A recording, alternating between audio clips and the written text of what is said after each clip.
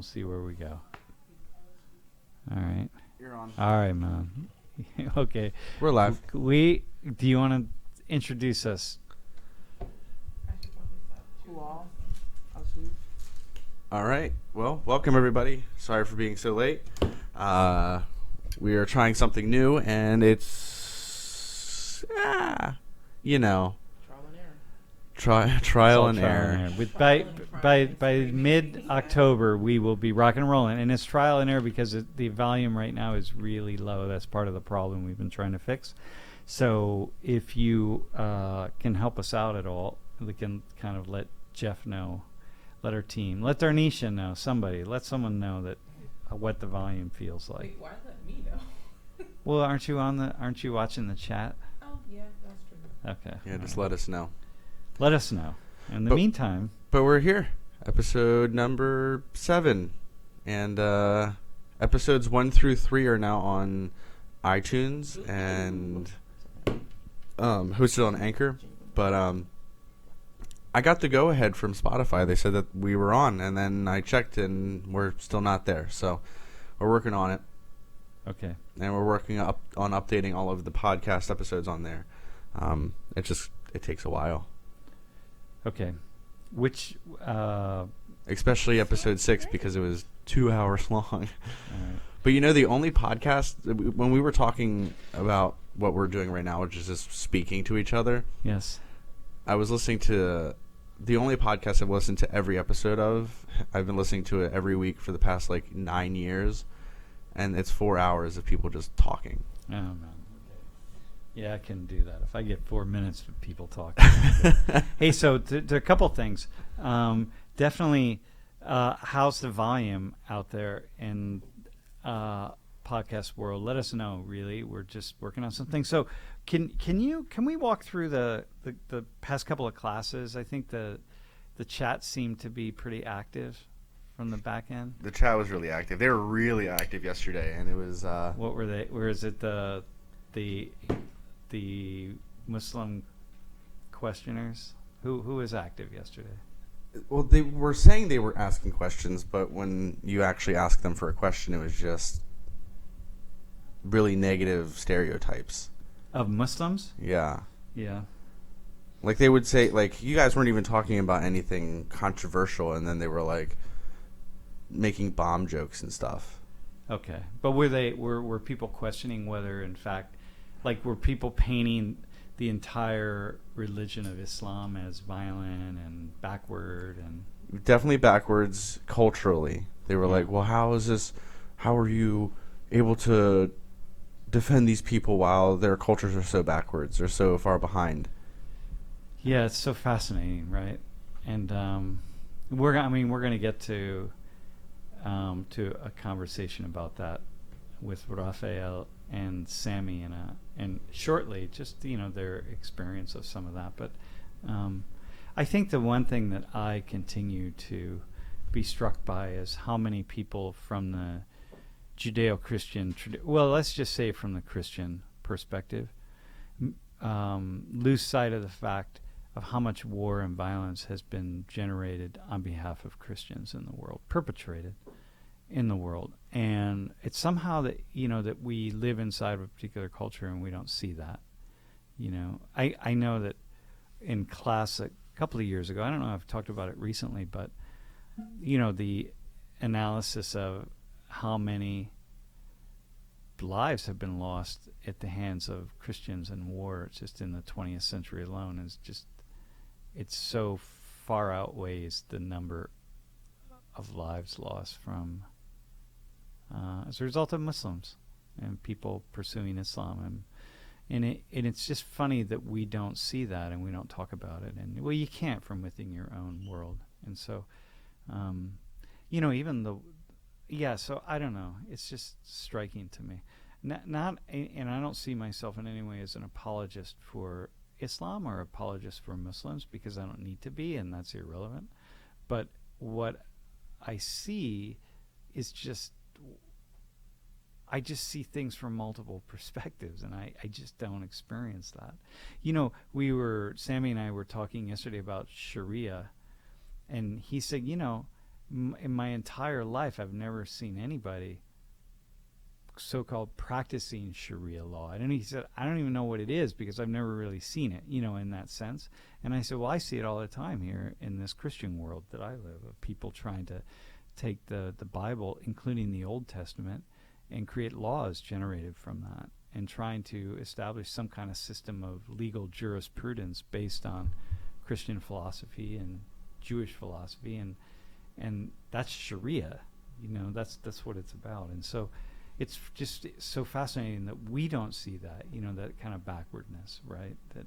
Well, it's because we're able to separate what some crazy person says and what we actually believe because we're living it. When we're looking at somebody else with a different belief system, we're like, well, of course they all believe what this crazy person is saying because we don't have that reference of how crazy it is. Yeah. And it's like, no, like, obviously, because, for instance, they were like, well, where was Sammy and all these people when Christians were being gassed and killed in the 1980s? And I'm like, dude, where were you? Whoever asked that, where were you right now when Christians are killing Muslims in Central Africa right now, burning them alive, all sorts of things, right? Or in India or wherever. Like, come on, where are you right now when it's happening at the hands of Christians? But they don't, they say, well, those aren't Christians, those aren't my Christians, those are my people. Well, that's the same with Muslims. The radical jihadists are not, from the perspective of 1 billion Muslims, are not Muslims, none of the people. And so it's just we don't see that. I don't even engage the conversation. So for me, when I think about the experience, people online kind of asking those questions and so on, I don't even respond to them really. I'm only responding now just because I have a moment and we're testing the equipment. So it just is. That one of my favorite lectures that you did when I took the class was talking about Nazis and how we don't view Nazis as Christians, but they would. Yeah, they were all Christians. They went to church. They went, and they say, well, they weren't really Christians. Well, why don't you grant that same opportunity to Muslims to say, well, those jihadists, even though they say they're acting on behalf of Allah, and why don't you say that they're not truly Muslims? Because the Christians, lots of Christians I know, are not really acting very Christian-like. Yeah. So, the guy I just read this morning, so just yesterday they picked up a bunch of men in a child sex sting in Ohio. The FBI did, right? It's like 22 men, and 1 or 2 of them were Christian pastors, right? There was a state senator here that was just picked up in Pennsylvania, and he was a Republican, and Republicans are more likely to be Christian. Yeah. Okay. So that guy, I'm sure he went to church. So is he like? So do we grant them, or this guy in Ohio yesterday? What do we say? Well, he's not really a Christian. Well, then so the jihadist wants to behead the captive, on the field in Syria. The jihadist, like the radical Muslim jihadist who wants to do that. Well, then they're not really a Muslim. So it's the same thing. It's just the same thing. And I insist on that, and I live with that. And the problem is many of the people who make those kinds of arguments never spend time in a Muslim land. Like, you got to be in a space. And you know what? Bro, Raphael, we're going to bring you in on this really fast. But you have to be in a space this is Raphael, by the way, who was in Najaf, Iraq. Former student of mine. In last semester, went to Najaf, Iraq to spend time working with Sam의 Razuli in his peace center. Anyway, when you go, welcome, by the way. Thank you for having me. Yeah. So when you show up and you're suddenly in Iraq and you look around and you don't see anybody but Muslims, and you're in the central square and there are like 1,000 or 2,000 Muslims, you start to realize very quickly how absurd it is to make generalizations about Muslims. Am I right? You're definitely right on that. Like, what happened? Like, what are some of the thoughts that you had So during my time there, that was the very first time where I felt like an outsider. And so I was surrounded by all these Muslims, and I didn't know what to think about them, but they just went along their day. They didn't stare at me. They didn't question me. Some offered to help me. They knew I was lost, so this was before I met Sammy, and they knew I was lost, and some tried to help me, some just continued on with their day, but there was no real I didn't, to them, I didn't stick out like a sore thumb like I think it would be here in the U.S. Nor did they, right? Right. It's a big mass of people. Yeah. Going about their day, living their boring lives, just like we live our boring lives. And they're no jihadists, right? You didn't meet any jihadists. Nope, I did not. This is like, right, it's just a life, right? It's Yeah. like you were walking across, some city in the Right. United States. Yep, exactly like that. And so this is the thing, like when people, if you don't have that experience, you just don't understand how big the world is and how many people are really, meaning like 99.99% are just getting on with their days. Right. Not committing crimes, they don't have radical ideas, they have nothing. It's just, and it's the same here. There's no different between the Muslim population all over the Islamic world and the Christian population all over the Christian world.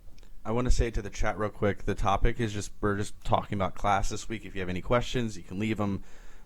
Sam has his phone up reading the chat. We all have our chats. So we'll be able to see your questions and hopefully answer them. So here's a quick thing with Magic Magus 14, right? Saudi Arabia and Iran provide lots of guns and money toward the opposing rebels in Syria, Iraq, Afghanistan, etc. Yeah, well, first off, listen, yeah, they do, and the United States provides lots of guns and weapons and ammunition to, quote, opposing rebels, just different rebels, right? In fact, the Taliban we gave them money. Dude, the only reason the Taliban exists is because the CIA really pushed. The reason they exist in their form is like we gave them so many weapons, including rocket launchers, shoulder-fired rocket launchers. You can't even imagine. To Osama bin Laden and all of the Taliban that were emerging at that time, right? So it's like Osama bin Laden did not identify as Taliban. It's a Pashto word that means student, is what that means, the Talib. But no, we give so many weapons, like the Iranians and the Russians, and first off, any weapons that the Saudis give out, they give out at the behest of the United States, right? It's a connection with the United States. I mean, there's just no relationship, no disconnect there. And so they're giving weapons out. We're giving weapons out. Some are like given away by Christians and some are given away by Muslims. And it's like there's no difference whatsoever. And that's not the people of Iran. So you can go to Iran, and Iranians they love Americans, right? Everyone I know who has traveled to Iran has had just the kind of experience that you had, Raphael, right? Yeah. It's like such a warm, welcoming experience. The same experience that Iranians have when they travel here to the United States. Yeah. Well, I actually got to meet an Iranian man. He came to the Institute with his wife, who is Syrian, so they both left their own countries to come to Iraq. To Sammy's Institute. Yeah, to Sammy's Institute. And whenever I greeted the gentleman, he said, diplomatically, we shouldn't be talking right now, but I think we can be friends. Yeah, exactly. We've had so many great experiences with students in Iran and working with people. I know so many Iranians, and I've been invited to speak in Iran. And I will go to Iran. I mean, every discussion that I've ever had is about the Iranian people. You have to separate the people, and it's just They're not their government. No, we're not our government either. It's true everywhere. It is true in every place. But you can't. I could never write like in a chat or whatever. I could never say, well, I can't say anything about the Iranian people other than, right now they're cooking dinner, they're, taking care of their kids, they're washing dishes, they're, they're out at a restaurant eating a big meal with their whole family, they're in a park, they're playing ball, they're swimming, they're this, they're that. They're doing everything that Americans are doing, and same in Iraq. And so I think that's my message all the time, really, to put forward to people, What was so you had some really immensely, like, super positive experiences. I mean, you said some yesterday, but did anybody voice any kind of anti-American thing or? No, in the classrooms with the older students, we definitely had conversations about the United States and their influence globally, and they since they've never really felt represented by their government, they didn't really expect me to be represented by my government. Right. Yeah, because you're not, right? They're no more in control of their government than you are in control Right, of your exactly. own. Yeah, exactly. I only had one experience in Iraq where somebody thought he had a thought in his mind about my wife and I, and the next day he insisted that he meet us again, so he could tell us that he had that thought, and he apologized for it. Right. And I said, first off, you're legit to have that thought because I learned his story and what happened to him and what his experience was. And I said, oh my God, the fact that you don't hate Americans, the fact that you can not feel that hatred is profoundly uplifting for me. So the fact that you could have the thought and not say anything and then come back and apologize just because you had the thought is profound, actually. It's like, oh my God. So you were saying yesterday in class that when you would go to restaurants and go to places and people would find out you're an American and they wouldn't let you pay. Yeah, so this was actually in Old City, Najaf, right outside of a holy temple of Imam Ali, and right after visiting the mosque, right after visiting the mosque, we went to grab something to eat, and the owner of the restaurant was like, I saw you on Facebook, and he thanked me for my visit. He thanked me for meeting the Iraqi community, and he said, all I want is a picture, and he wouldn't take our cash. Sammy tried to offer him some cash for our meal, and he said, no, just get me a picture. Yeah, I've had that experience also. Yeah. Where people are look, and Haitians don't do that. yeah, no, Haitians don't do it. No. Haitians, anything they can do for cash, that's different. But it's so fascinating that look, Americans would do a similar thing, right? Like if you were a foreigner and you went to there are places you would go where Americans would say, hey, just this meal's on me, like I'm paying it forward. Like there's generosity everywhere. I think that what I tire of is people who make aspersions or make generalizations about entire populations of people without ever having been there, and that's really the really tough. Hey, listen. So I want to talk to Magic Magus 14 again. Yeah, okay. Listen, there's no question that I'm looking at the chat. There's no question that I or anybody or you would have a different experience if you went to a region in Iraq. Let's say you went to Mosul, 3 years ago, right? There's no question that you would have a different experience. That's not what's on the table here. If you went to a place that is currently in conflict in Syria right now, right? That's not the question. What I'm talking about is the ways in which we just wholeheartedly make generalizations about entire populations of people and entire regions of people, even in times of peace. If the United States was at war, if we break down into civil war, trust me, the relationships that Americans have with foreigners, with, let's say, Muslim women in hijabs. I ask Muslim women all the time, like, how many have had problems wearing a hijab here? And nobody ever has a problem. Everyone says, like, no, it's fine. Americans treat me really well. If we were in the middle of a civil war, however, that would change really fast.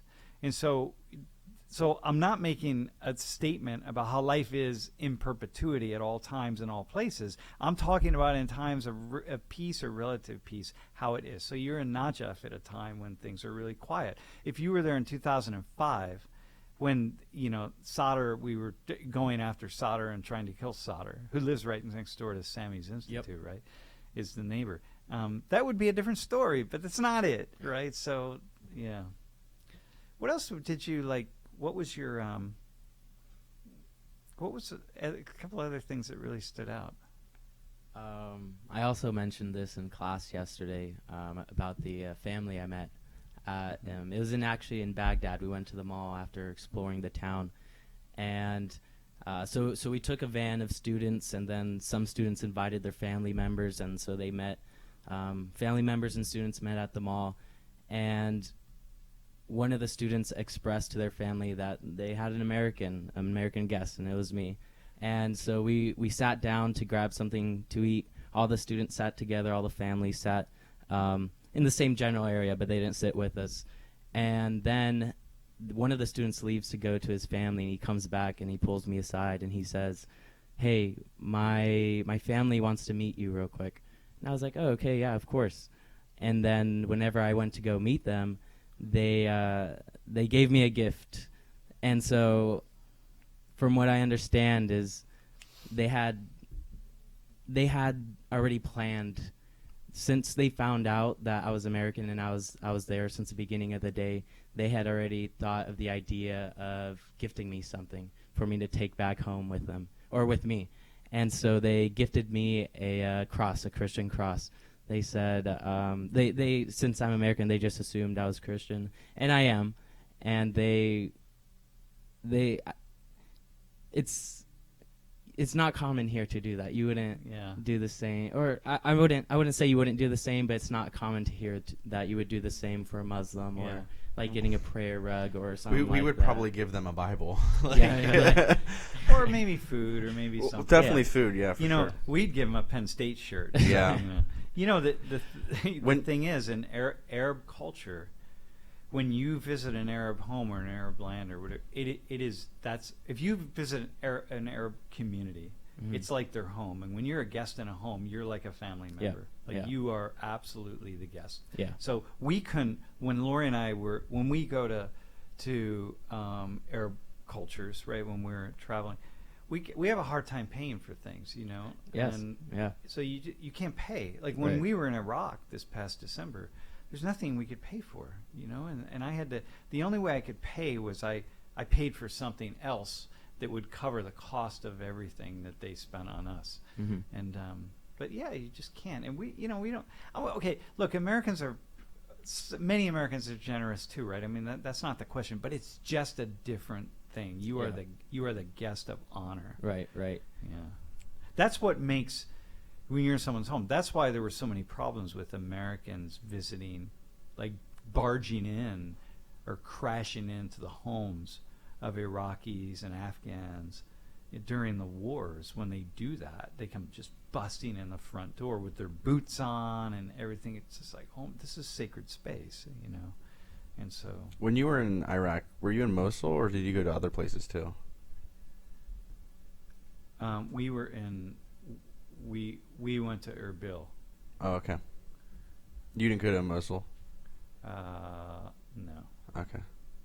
I wasn't sure. Because, where's Bassem living now? Bassem lives in Erbil. Okay. Yeah. Speaking of, he's on the stream now. Bassem, how are you? Listen, I just told a story about how we couldn't pay for anything in Iraq. Listen, here. So Rahul said this question: the people in any area are not inherently bad, but young people can get easily brainwashed if they're in a bad environment. But for the most part, everyone is kind. Yeah, well, that is true. And young people in the United States get brainwashed if they're in a bad environment. It doesn't matter where it is that people are going to get or can get brainwashed in that way. And so brainwashed meaning they just believe everything their government tells them, right? Like in this particular case, people would believe that all Muslims are bad and, just all the negativity. So we're kind of all be in that place without ever meeting anybody. So, yeah, I think that's what, and going back to Magic Magus 14, I want to, I actually, the study of sociology is the study of generalizations. Like I make generalizations. That is what I get paid to do.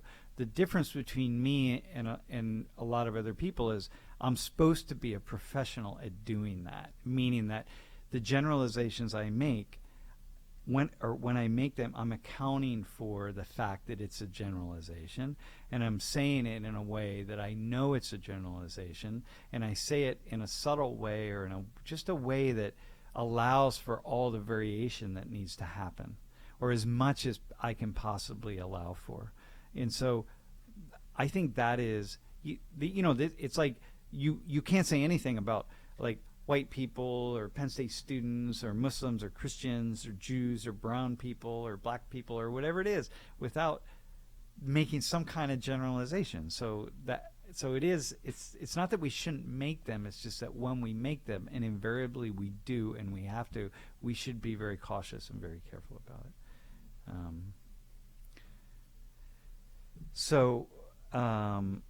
Bro, what else? What was your favorite food, by the way, besides all of it? So I couldn't stop eating, and their plates were enormously, they were probably like a meal for 2 people or 3 people here in the U.S. But we have a whole plate here, and I'm gonna get offered more food whenever I'm halfway done with this food. So it was delicious. They have this bread though, and it's like pizza dough. It's not bread, not the type of bread we get here, like wheat bread, peanut butter and jelly bread. No, I don't eat that here. But they have this like pizza dough, like this dough. Yeah, it's kind of like a pita bread. But it's not pita. But it's not. But it's like it. And so they hand that out at every meal, and of course I'm going to eat it because it's delicious. And it's warm, probably. And it's warm, fresh out of the oven. Every time we get bread, it's fresh out of the oven.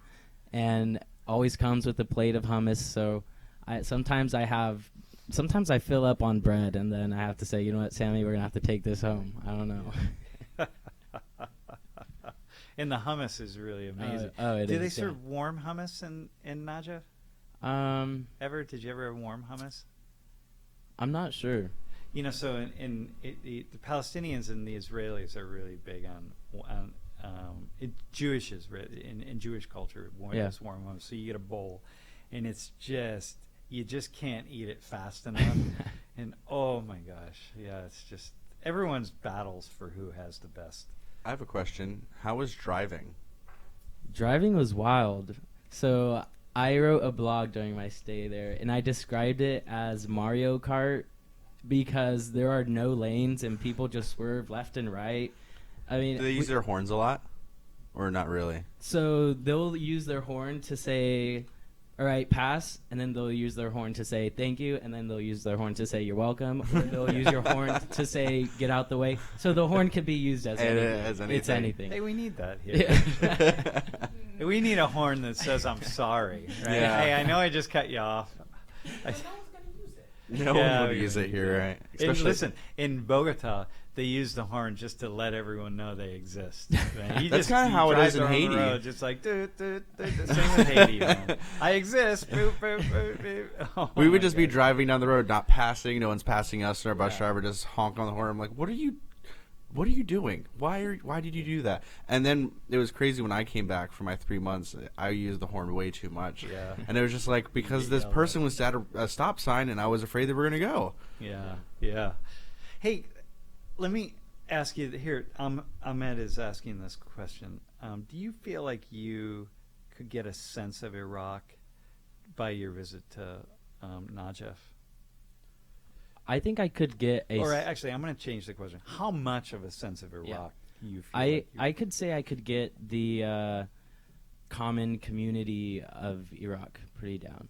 I think as you mentioned before, like in places where there's serious conflict, it's not going to be like your day-to-day, generation to generation type of Iraqi people. And that's just because of the certain circumstances they're living in at the moment. So I think, I went to probably about 4-5 different cities and traveled for about 3 hours. So we gained a decent amount of ground. And I could say that I describe them as community-oriented, always looking after one another. Or if they're not doing that, they're just, doing their own thing. Mm-hmm. And so I think during my stay and all the places that I've been to, I have confidence in myself to have a good idea of probably about 75 to 80% of what it's like to be an Iraqi or in an Iraqi community. Mm-hmm. Mm-hmm. I can say from my that's cool. That's a cool answer. I think that my what I would say, just given my experience in the Gulf, in Muslim countries, from my experience in the North, I would imagine that you could get a feel for it, right? Because Iraq felt, what I experienced felt kind of uniquely different, and yet I could feel different from other cultures, and I've traveled a lot, right? So I'm just sort of putting it in perspective from lots of other countries, and I would say, yeah, you could get a pretty good feel. And you were there long enough, right? Yeah. That you know. How long? So I was there for a month. I was there for 4 weeks. That is a pretty good amount of time to learn about a new culture. The thing in is area. that, so I was there to learn from them and also to share my knowledge and teaching English and the American culture and that. But I noticed that they're very open for intense dialogue, where it's not very seen. It's not seen as much here in the U.S. So we talked about. We talked about their political systems. We talked about their beliefs, their religions, and I did the same thing. But you need to have a certain area or a planned conversation for this here in the U.S. You can't just casually walk up to someone and be like, "Hey, so what do you think about X, Y, and Z?" And then them expect to just sit down and give you an honest answer, which I thought was really interesting. Yeah, I have a friend who is a Jehovah's Witness, and he goes door to door and knocks on doors, right? And he is always struck by how many people say, I don't talk about my religion with anyone. And I think, my gosh, if you can't talk about your religion with anyone, with strangers in particular, who can you talk about it with? Who do you talk about it with, right? Like, these are the kinds of conversations that I think are fulfilling and interesting. And yeah, I experienced a very similar thing, actually. Yeah. Hey, so Sunsnap. I have their question written down for later. Yeah, go ahead. Yeah. I just have it written down for later, so when right. Sammy comes in. But the question was, are there multicultural relationship or marriages, and is it common? My other question is, how common are people in my generation being put into arranged marriages? Yeah, very, very uncommon. Very uncommon at this point. I can say that. But what happens is, the arranged marriage situation, if you think about it, I'm just sort of thinking as a sociologist, right? You meet somebody, you kind of get to know them, you kind of work it out, maybe you get engaged, you get married. Well, an arranged marriage is not really all that different, right? You sort of have a sense of, it's generally not that you show up in a room that your parents and some other parents had picked somebody out for you, and you show up in the room and there they are and you meet them for the very first time. I mean, mostly it's never happened that way. That most arranged marriages throughout history, first of all, most people married cousins. That's really important, right? And because you live in small communities, and so you're related to everybody, and people aren't leaving, coming to and leaving from the community on a regular basis. So you're connected in somehow. So someone's a cousin somehow, either cousin by marriage or a cousin by blood or somewhere, right? And so, well, you already kind of have a sense of different people and of the cousin, and you have a sense that, hey, we're thinking about so and so would be a good partner for you. I mean, people, the arranged marriages are arranged in a very open and, historically speaking, in most cultures, in an open and a very kind of complex way. It's not that you just show up one day and your parents said that's the person you're marrying. And so, and again, that still happens. It still happens a lot. It's just that increasing, the young people are having more and more to say about it. and kind of weighing in on it. So, you know, I think about I've said so many conversations with people about their arranged marriages and just how subtly they're different from that of their parents, let's say. You know, but you know, it's really not. I had this thought the other day about how, in a way, arranged marriage is far preferable to the way we do it in the West, which is you meet someone on your own, and then you get married, and then you got to work the relationship out. But in an arranged marriage, in a way, you sort of, so it's again, it's not just thrust upon you. You already sort of know. You have a sense of who the person is, and then, you know, you're saying, okay, this is going to be your marriage. You get married, and now you got to work it out. But you got to work it out after you're married. And what happens very often is that people come to, you either just live as these kind of separate people through time, right? So you and your husband or you and your wife, you know, you just live your separate lives. You have kids, and then you just live separately, right? And that, an arranged marriage might end up like that. Or what happens is people just gradually fall in love. And here in the West, what it is, you know, it's that intense love that pulls people together, but that fades away. And now you got to figure out how you're going to work it out. And that's a lot harder to do. Once you've felt those feelings of intense love that are, especially if you have kids, there's not a lot of space for that intense love, so it starts to fade away. And now you got to work it out, and hence we have this high divorce rate because you can't recapture what you once had. In an arranged marriage, you actually are building up to that.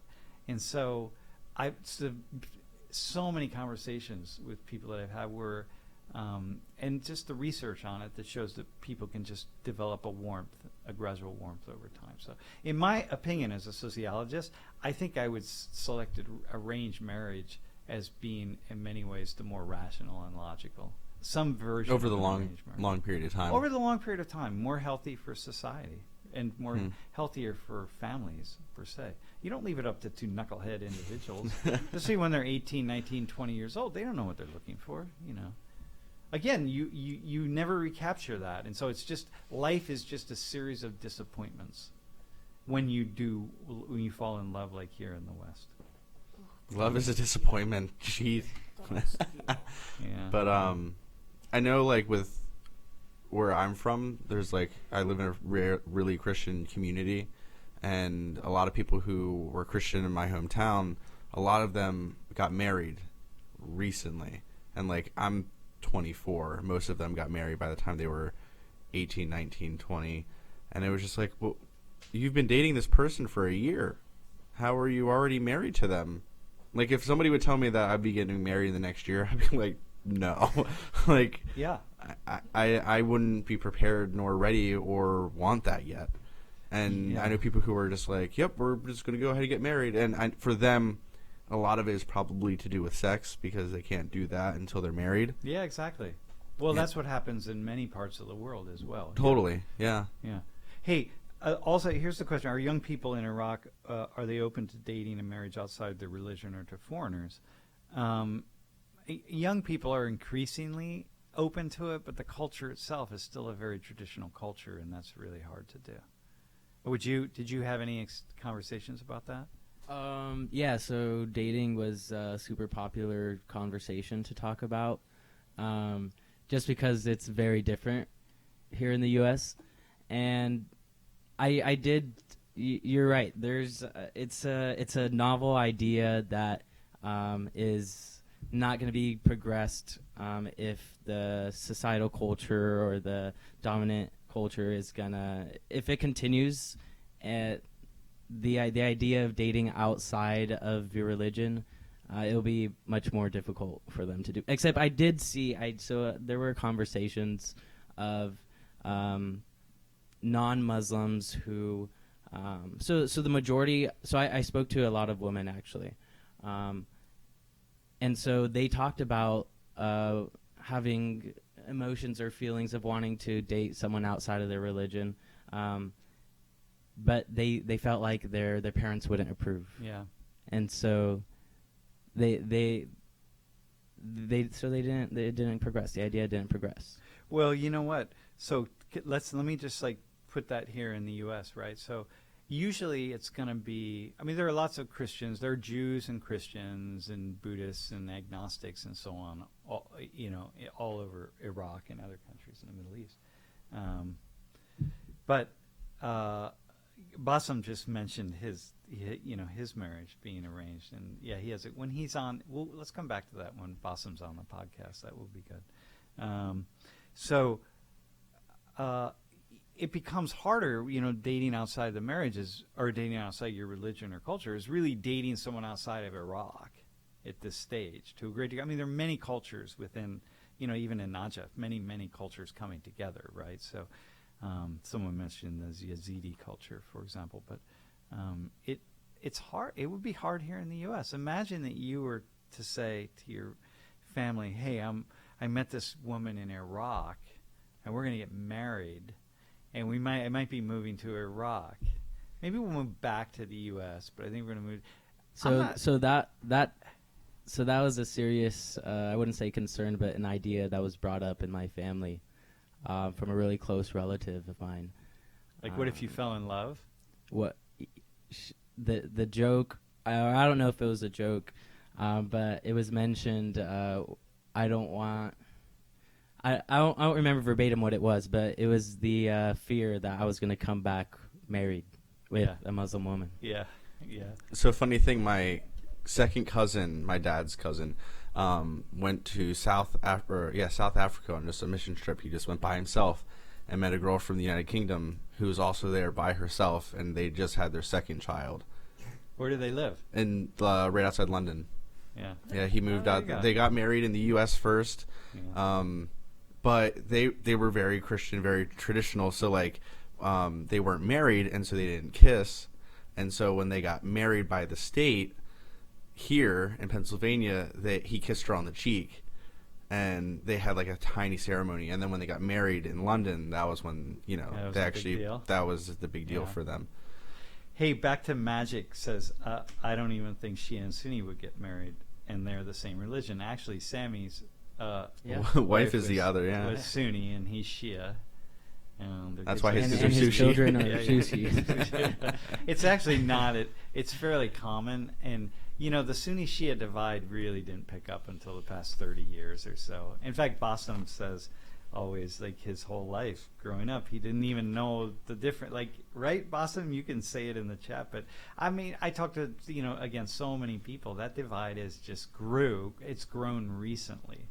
And so, it's similar to lots of people. It's similar to in Christianity. There's Catholics and Protestants, exactly. And there's my dad went to a Protestant, or he went to a Catholic school, but he's not Catholic, and that doesn't mean he was kicked out. It also doesn't mean he couldn't date a Catholic girl if he wanted to. Well, and it used to be here more so. Catholics and Protestants rarely they didn't marry very often. There was a lot of struggle and conflict, and now. Whereas in the past, Sunni and Shia were more likely to get married. Now we flipped it in the West. Catholic and Protestants all sort of. It's almost like how it is in Northern Ireland now. Yeah, exactly. It's like there are lots of Catholics and Protestants. In my time in Northern Ireland, I met so many people who are Catholics who married Protestants and vice versa. And okay, it's just true everywhere, man. It's just true everywhere. Hey, Joy and Darnisha, what do you have to add from class this past week? Can't really recall what we talked about on Tuesday. Oh my God! But there just was a like comment in the kids going up. Mm-hmm. The people went up in front. There was the two white guys, and then there was, I think, a white and the coaches. Girl and the black guy. The guys and the two on the outside coach that got the people in the middle to say that racism wasn't a big deal. It's really hard for me to pay attention to a lot of the class when I'm doing this. But the one part that did catch my attention was, I think his name was Ope, and you were telling him to play conservative. Yeah. And I think he was responding really well to the things you were Dude, throwing he convinced those himself. Ideas. I think he just joined the Republican Party yesterday. But I don't really know. I like also arguing multiple different opposing views. Yeah. But that was just what I found interesting. Yeah. Yeah, I appreciate in that conversation and the way his response was. But for something in the live stream, I think someone asked, is there a conversation on colorism in the Arab community? Which is interesting to me because yesterday when I was here, I talked to Alana, I think her name is Elena, here in World in Conversation, and Kat in your office. And we were talking about Dominicans and whether they identify as black and that conversation. And I was saying how I think there's a difference when that is a conversation. It's more about culture versus DNA, and that's where the offense come. When a Dominican person or a Puerto Rican person says that I'm not black, but then the conversation is, well, you draw it back to this really just like a micro example of what I think the fear of in the future when the conversation is that there's going to be no more white people and it's going to be brown. It's just like, well, that's pretty much the Caribbean and the West Indies as a major slave port and why they look the way that they look. Yeah. And even though and also still have brown people and where that divide is. And the conversation between Dominicans and Haitians. So I was thinking about all of that in the comments of asking if it was a colorism conversation in the Middle East. Yeah, in the Middle East, the colorism piece. That would be a good... Did you experience any of that? No, I feel like that's something I definitely have to stay longer for to get more experience. I have no idea what to say about that. Yeah, yeah. I had no idea that there was colorism in Haiti, and I spent an entire summer there. Yeah. And then after, like, the last time when we were there together, we went to the museum, and then Carl was with us, and he was, like, explaining the whole, how their races are divided up. And I was like, I didn't even know there were 3 races in Haiti. But it's crazy. You know, you see all of the, if you go to the museum in downtown Port-au-Prince, you see all of the photos or drawings or paintings and then more recent terms, photos of all of the old presidents, and everyone is white or light-skinned. Everyone except the very first 2. Right? Yeah, they're considered mulatto. Yeah, mulatto and basically white, a light, very light skin. So there's colorism everywhere in the world. So there is also in the Middle East in its own way, but there is pretty much everywhere. It's just interesting. I wonder what that looks like though, because I was thinking about it, and then my theory is probably not. Because then we kind of segued and talked about how you can even have the conversation with Asian communities. Yeah. And there's probably their own black and white conversations when you compare Korean, Chinese, Japanese to Cambodian, Laos, Filipino. You know. But with Arab, it's like, I don't really know. Because it's not that conversation of the one drop rule with being black and African. Yeah, that's a cool insight. It's actually much more related to country of origin and culture than it is actual DNA. And so the differences are based on, where are you from? And so you look at certain people, if you're in the Emirates or in Qatar or in Kuwait or somewhere, you're looking at people and you're sort of identifying where they're from, and then where they're from determines, okay, so are you here as a worker? Are you here as a middle-class technologist? Are you here as, again, unskilled worker, middle-class technologist? Are you here as a tourist? Are you here, why are you here? Are you a diplomat? So, and part of where the country you're from is going to shape the way you answer those questions, and that's where the ism comes in. So really more how much money you have and what kind of status you have. Yeah. And degrees, like professional. Darnisha, how about you? You were going to say something. All I was going to say is I don't remember my Tuesday at all. This is all new information to me. But it's all interesting to hear. That's all I have to contribute to this. So you don't, now that we're talking about Tuesday's class, you don't remember it, really? I really don't. So you guys are hard at work in the back. I don't sleep enough during the week. Sleep deprivation, once you start having that, you start losing memories. And I guess Tuesday wasn't important. I don't remember Tuesday at all. I don't remember anything I did. Yeah. I'm just here. Yeah, I got you. Hey, you guys carry on without me for a hot second. I got to go make sure Sammy's in the place where he needs to be. We should answer some questions. Why don't you do that? Okay. Hello. We're going to answer some questions if we can. What are some questions? All the questions I have that I saved are, not for us. About Saddam's regime and all of the things that are happening. When were you born? 98. 98. Okay, so we still have 90s kids in here. Bless up. Dang. What is? I was worried We're that, the like, last. Good. pretty soon we're going to have people that are going to be listening to this or being a part of this that were born after 2001. Yeah. And I'm interested in, but even that, I was born in 95, but I don't really remember much of life prior to 2001 anyway. Right. But, like, it's going to be very interesting for people who were born completely after and they've just always known this life. Because I know, like, before 2001 that there was a cultural shift, but, like, For sure. I don't remember ever living it, really. Do you remember? You remember when Jesus was here, don't you? When who? Lord. Jesus? Dude, I go all the way. Jesus, you mean. Yeah. Well, I used to actually, work with Jesus. his real name started with, like, a Y or something. You know, Sammy's son is named Jesus. Yeah. Isa. Isa. Oh. That's cute. Yeah. It's I've never crazy. Has anybody been to North Africa? I have not. I'm No, going I to go to haven't. Africa soon, but to, like, the super western, like a little island off the coast. Oh, yeah. To Madagascar? To Mauritius, man. Mauritius, all right.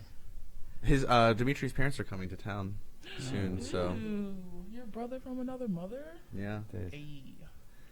Yeah, and I've only been to Ethiopia a couple of times, actually.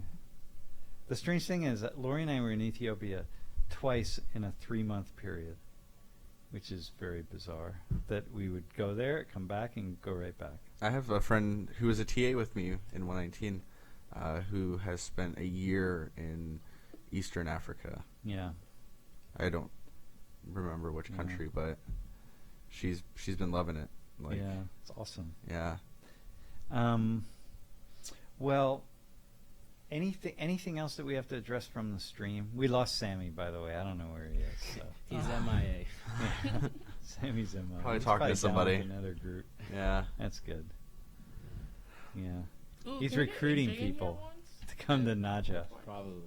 We should try and get AJ in here once. He doesn't come into Pond too much anymore. No. All right, so He's a busy I think man. we could wrap it. I think we're basic. Are there any questions? Any things we got to deal with from the week? Just the chat yesterday was kind of rough. What was rough about it? It was just they were making generalizations and not actually asking questions, and then getting mad at me for saying to stop. Like, if you're going to ask an actual question, ask your question. I don't care. You can ask whatever questions you want, but you can't preface it with, in my opinion, blah, blah, blah, blah, blah, and then you say things that are very stereotypical and that we're trying to talk about. Yeah, right. If your opinion is the same opinion as everybody around you, it's not an opinion. It's a script. True, Sean. Yeah. Sorry. And Am I right on that? How'd I do? Oh, no, I was just reading the thing. What? In the all right. comments, Sean Nash was asking about the astrology conversation just from 2 weeks ago when Emma was in here.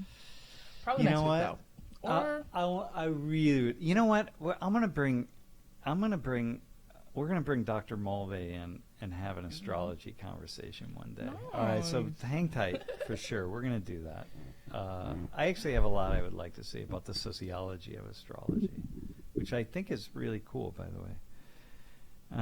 Production team, are any of you majoring in sociology? No. I graduated with telecommunications.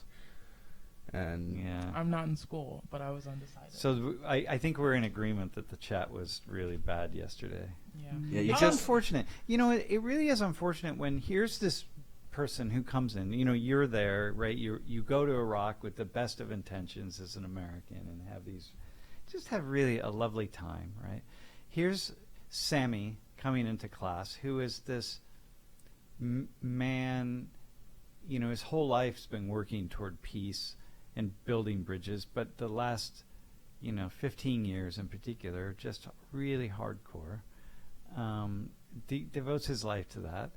To Maram coming in on the screen, who's just wants nothing more than to engage the world, and all really positive and loving and connected, and like, oh my gosh, right? And then the chat, it becomes this kind of place of just negativity on the people watching the class, and like, how, I don't know, and in some ways it's kind of sad that like here's an opportunity to hear just a lot of love and friendship and connection, and to not let that penetrate.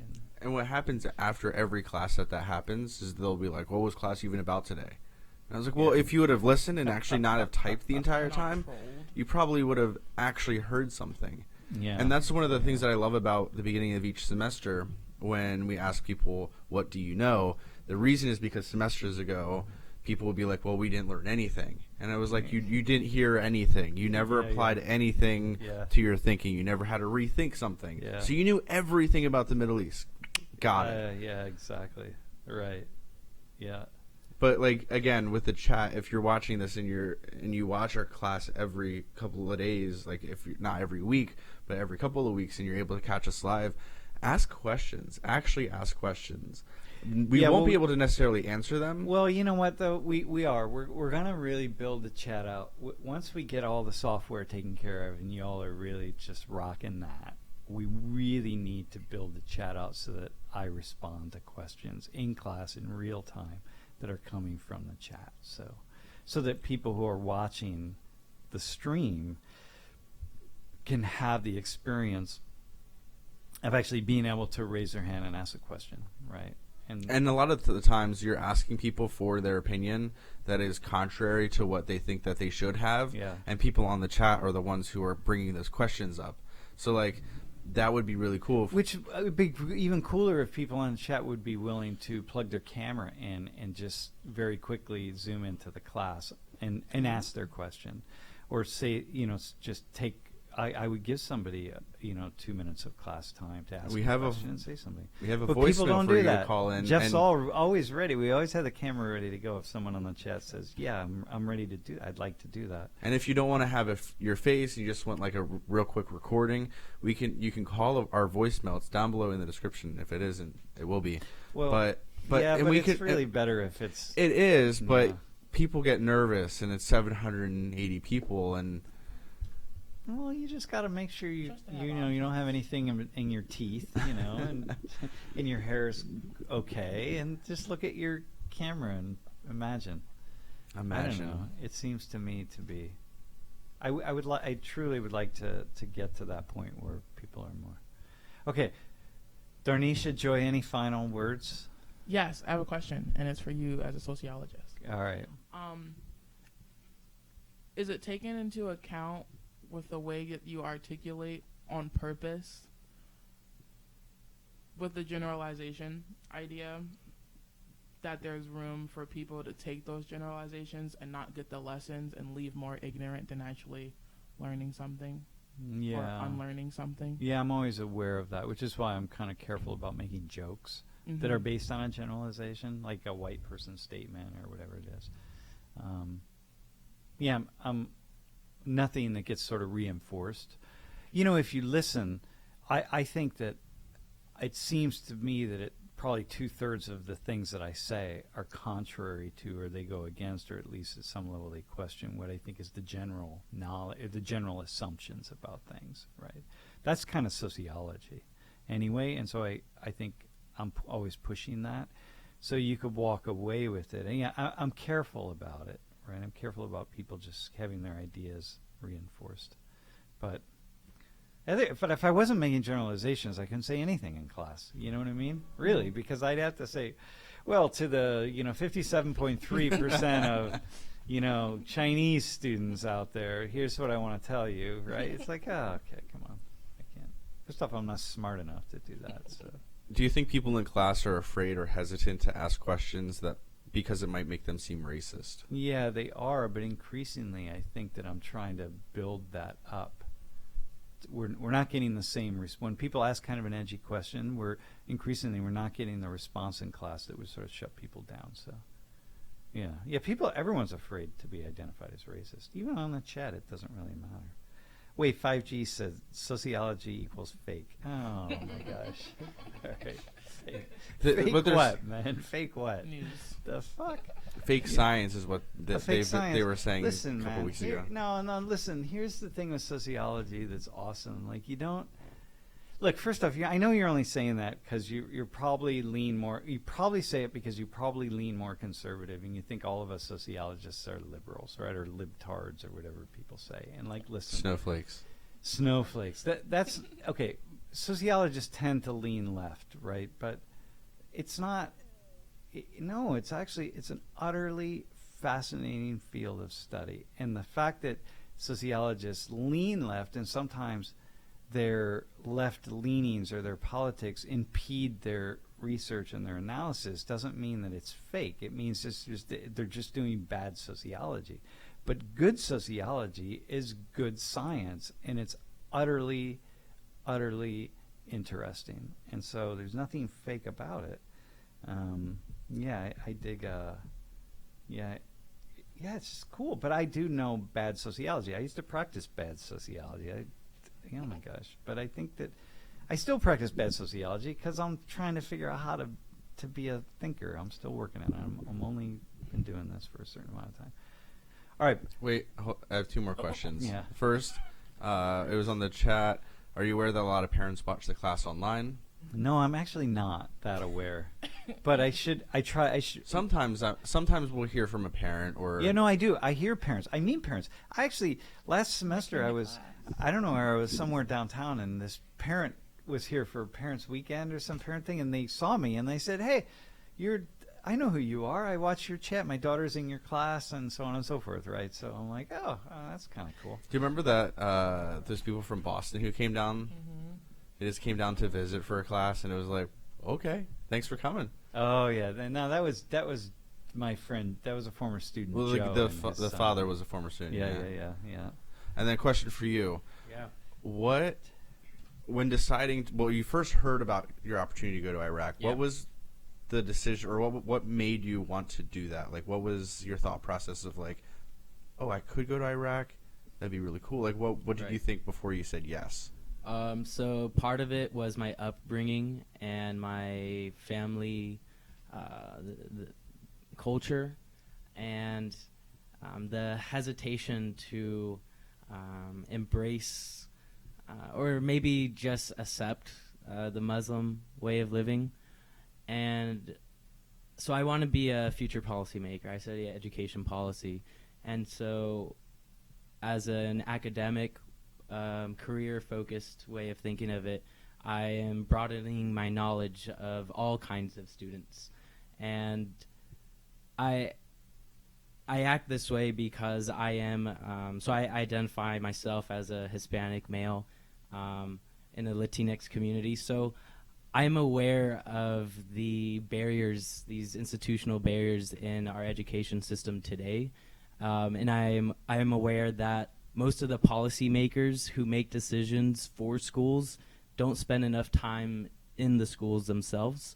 So I've professionally made an extreme effort to get to know all types of schools. So I've taught in the DC, inner city DC. I've taught in Hazleton.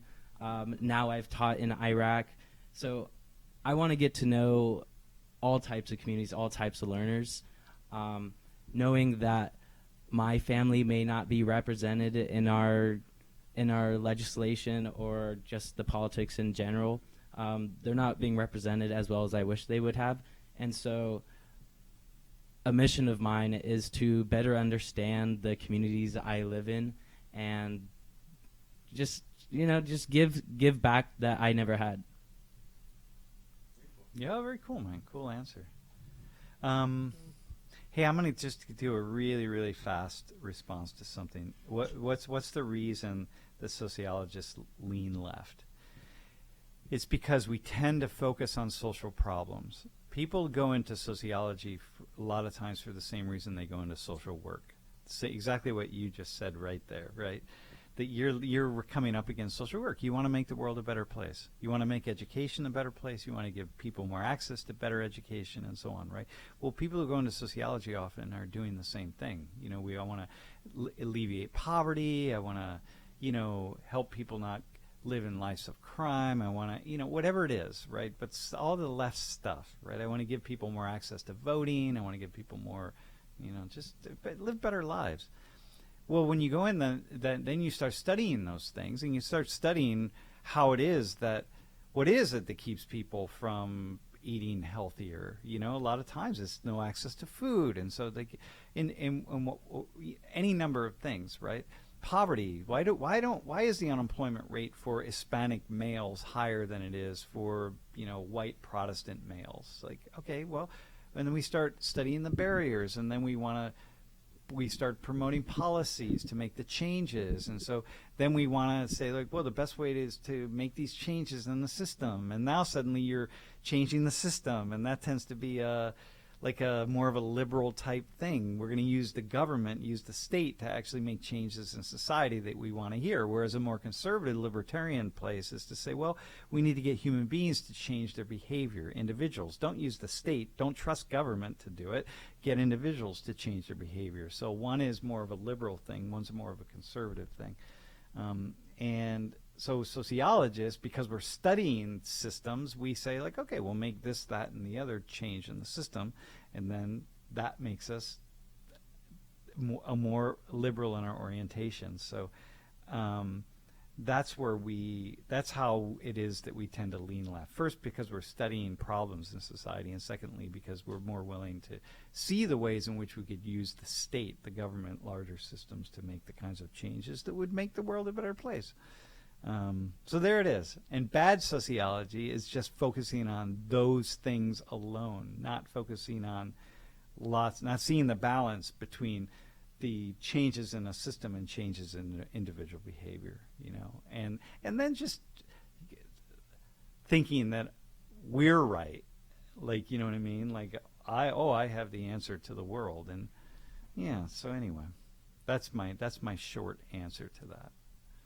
All right, it's people's individual choices which lead them to their social problems. Sometimes it's their individual choices. Sometimes it's not. Sometimes it's that some politicians conspire with some big multinational and investment bankers in New York to build a hydroelectric dam on a river that's going to destroy the lives or uproot the lives of 100,000 people. And now you got 100,000 people who are lost, without jobs. They've lost their resources, any number of things. It's not their choice to do that. Sometimes it's the choices happening. In Iraq, the Iraqi people didn't choose for the U.S. to invade Iraq.